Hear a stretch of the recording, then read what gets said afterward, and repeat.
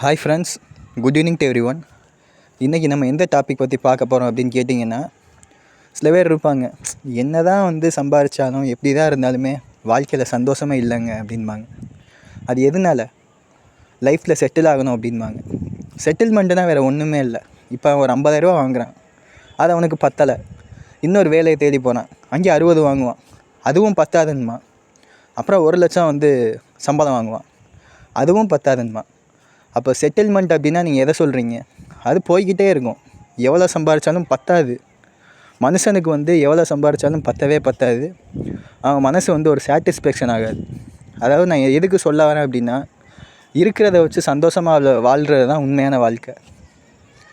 ஒருத்தன் நல்லா இருந்துட்டான் அப்படிங்கிறது. ஒருத்தன் நல்லா இல்லை, இவன் எப்படி இருக்கான், அடிமட்டமாக இருக்கான்ங்கிறது. எதுக்கு? ஏன் இப்படி?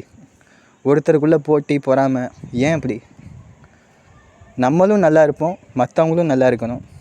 எவன் ஒருவன் உடலையும் மனதையும் சுத்தமாக வைக்கின்றானோ, தானும் சந்தோஷமாக இருந்து சுற்றி இருப்பவர்களையும் சந்தோஷமாக இருக்க வைக்கிறானோ, அவன் தாங்க உண்மையான மனுஷன்.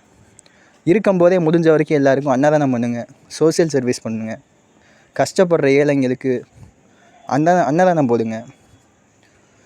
இருக்க எல்லா பாவத்தையும் பண்ணிவிட்டு கடைசி காலத்தில் போய் அன்னதானம் போட்டு என்ன பண்ண? கைகால் நல்லா இருக்கும்போதே யாருக்கும் எந்த ஒரு தீங்கும் நினைக்காம இந்த மாதிரி சோசியல் சர்வீஸ்லாம் பண்ணிங்கன்னா நல்லாயிருக்கும். வயசான காலத்தில் எல்லா பாவத்தையும் பண்ணிவிட்டு அப்போ போய் பண்ணி என்ன பண்ண? அப்போ போய் புண்ணியத்தை தேடி என்ன பண்ண? கொஞ்சமாவது யோசிச்சு பாருங்கள். இந்த பிறவியில் நல்லது பண்ணால் தான் மறுபிறவியாச்சும் மனித பிறவி கிடைக்கும்.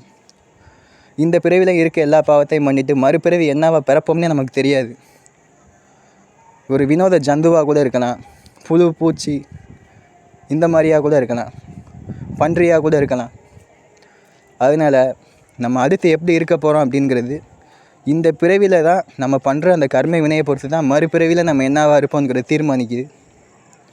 பணக்காரனாக இருக்கிறவன் பணக்காரனாகவே இருப்பான், ஏழையாக இருக்கிறவன் ஏழையாகவும் இருப்பான். சில பேர் ஏழையாக இருந்து பணக்காரனாவான், சில பேர் பணக்காரனாக இருந்து ஏழையாவான். சில பேர் ஏன் பிறக்கும் போதே பணக்காரனாக பிறக்கிறான்னு யோசிச்சிருக்கீங்களா? சில பேர் ஏன் பிறக்கும்போதே ஏழையாக இருக்கான்னு யோசிச்சிருக்கீங்களா? கொஞ்சமாவது யோசிச்சு பாருங்கள். எல்லாமே உங்களுக்கு பின்னாடி இருக்க கர்ம வினை தான் காரணம். நல்லதே செய்யுங்க, நல்லதே நினைங்க. இந்த வீடியோ உங்களுக்கு பிடிச்சிருந்தா லைக் பண்ணுங்கள், கமெண்ட்ஸ் பண்ணுங்கள், ஷேர் பண்ணுங்கள், மறக்காமல் சப்ஸ்கிரைப் பண்ணுங்கள். தேங்க்யூ.